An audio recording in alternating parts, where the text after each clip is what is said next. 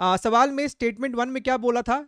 In a vernier calliper 1 vernier scale division is always, ये always शब्द से बच्चों को तकलीफ था, is always smaller than 1 main scale division.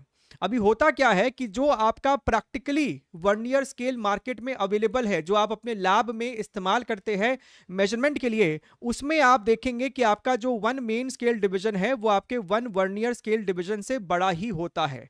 NTA ने इसी स्टैंडर्ड को मानते हुए इस स्टेटमेंट को ट्रू दिया था। अब बहुत से लोग यहां पे आर्ग्यूमेंट दे रहे थे कि भाई साहब, जेई एडवांस में एक सवाल आपको आया था जहां पे इसका उल्टा सिचुएशन था और सवाल को फॉर्मुलेट किया गया था। बन सकता है वैसा सवाल भी, लेकिन प्रैक्टिकली आपको इंडस्ट्रियल लेवल पे यही देखा जाता है। एनटीए ने इसी को ही मान के पहले वाले को ट्रू स्टेटमेंट करार दिया है। ठीक बात है सर।